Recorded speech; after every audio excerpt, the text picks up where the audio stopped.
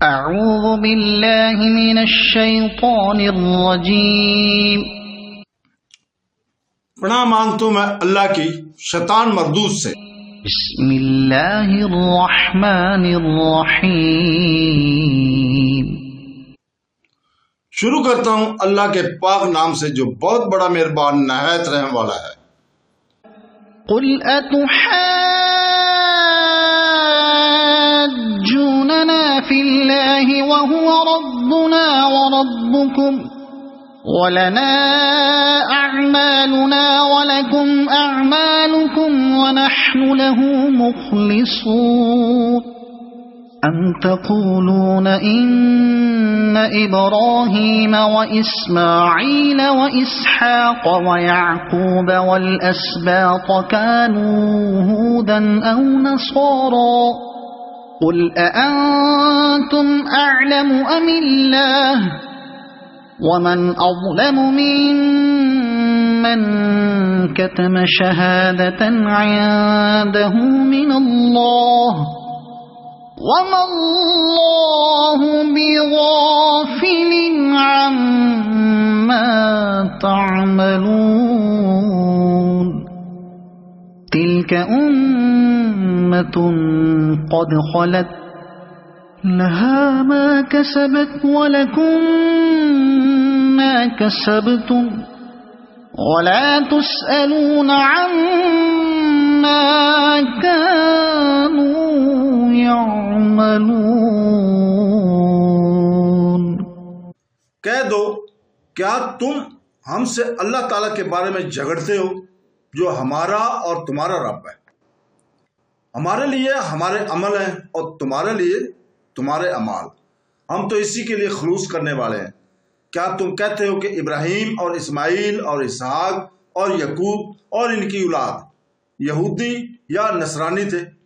کہہ دو کیا تم زیادہ جانتے ہو یا اللہ تعالیٰ؟ اللہ کے پاس کی شہادت چھپانے والے سے زیادہ ظالم اور کون ہے؟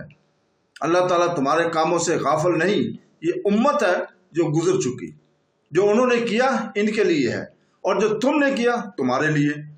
تم ان کے اعمال سے سوال نہ کیے جاؤ۔ یہ اللہ تعالیٰ مشرکوں کے جھگڑے کو دفع کرنے کا حکم رب العالمین اپنے نبی صلی اللہ علیہ وسلم کو دے رہا ہے کہ تم ان کو کہہ دو کہ ہم سے اللہ کی توحید، اخلاص، اطاعت وغیرہ کے بارے میں کیوں جھگڑتے ہو؟ وہ صرف ہمارا ہی نہیں بلکہ تمہارا رب بھی تو ہے۔ ہم پر اور تم پر قابض اور متصرف بھی وہی اکیلا ہے۔ ہمارے عمل ہمارے ساتھ ہے اور تمہارے عمل تمہیں کام آئیں گے۔ ہم تم سے اور تمہارے شرک سے بیزار ہیں۔ اور ایک جگہ فرمایا یعنی اگر یہ تجھے جھٹلائیں تو کہہ دے کہ میرے لیے میرا عمل ہے اور تمہارے لیے تمہارا عمل ہے۔ تم میرے نیک کام سے اور میں تمہارے اعمال سے بیزار ہوں۔ اگر ایک جگہ اور ارشاد فرمایا کہ تجھ سے جھگڑیں تو کہہ دو کہ میں صلی اللہ علیہ وسلم نے اور میرے ماننے والوں نے اپنے منہ اللہ کی طرف کر دیے ہیں۔ حضرت ابراہیم علیہ السلام نے بھی اپنی قوم سے یہی فرمایا تھا، اللہ کے بارے میں مجھ سے جھگڑتے ہو۔ اور جگہ ہے کہ تو نے اسے بھی دیکھا جو ابراہیم علیہ السلام سے اس کے رب کے بارے میں جھگڑنے لگا۔ بس یہاں ان جھگڑالو لوگوں سے کہا گیا کہ ہمارے اعمال ہمارے بھی دیکھا، اسے بھی دیکھا جو ابراہیم علیہ السلام سے اس کے رب کے بارے میں جھگڑنے لگا۔ بس یہاں ان جھگڑالو لوگوں سے کہا گیا کہ ہمارے اعمال ہمارے لیے اور تمہارے اعمال تمہارے لیے ہیں۔ ہم تم سے بیزار، تم ہم سے الگ۔ ہم عبادت اور توجہ میں اخلاص اور یکسوئی کرنے والے لوگ ہیں۔ پھر ان لوگوں کی دعوت کی تردید ہو رہی ہے کہ حضرت ابراہیم علیہ السلام نہ تو یہودی تھے نہ نصرانی۔ تم اے یہودیوں اور اے نصرانیوں کیوں یہ باتیں بنا رہے ہو کہ کیا تمہارا علم اللہ سے بڑھ گیا؟ اللہ تعالیٰ نے تو صاف فرمایا کہ ابراہیم علیہ السلام نہ تو یہودی تھے اور نہ نصرانی، نہ مشرک، بلکہ خالص مسلمان تھے۔ ان کا اللہ کی شہادت کو چھپا کر بڑا ظلم کرنا یہ تھا کہ اللہ کی کتاب جو ان کے پاس آئی ان میں انہوں نے پڑھا کہ یہ حقیقی دین اسلام ہے، محمد صلی اللہ علیہ وسلم اللہ تعالیٰ کے سچے رسول ہیں۔ ابراہیم علیہ السلام، اسماعیل علیہ السلام، اسحاق علیہ السلام اور یعقوب علیہ السلام وغیرہ یہودیت اور نصرانیت سے الگ تھے۔ لیکن پھر نہ مانا، اور اتنا ہی نہیں بلکہ اس بات کو بھی چھپا دیا۔ پھر فرمایا تمہارے اعمال اللہ پر پوشیدہ نہیں، اس کا محیط علم سب چیزوں کو گھیرے ہوئے ہے، وہ ہر بھلائی اور برائی کا پورا پورا بدلا دے گا۔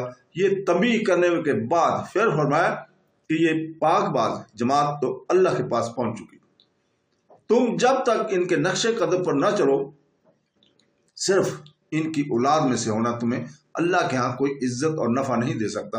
ان کے نیک اعمال اور میں تمہارا کوئی حصہ نہیں، اور تمہاری بد عمالیوں کا ان پر کوئی بوجھ نہیں، جو کرے وہی بھرے۔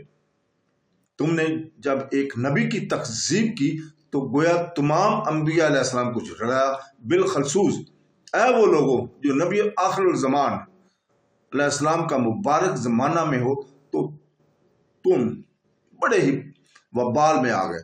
تم نے اس نبی صلی اللہ علیہ وسلم کو جھٹلایا جو سید الانبیاء علیہ السلام ہے، جو ختم المرسلین ہے، جو رسول رب العالمین ہے، جن کی رسالت تمام انسانوں اور جنوں کی طرف ہے، جن کی رسالت کے ماننے کا ہر ایک شخص مکلف ہے۔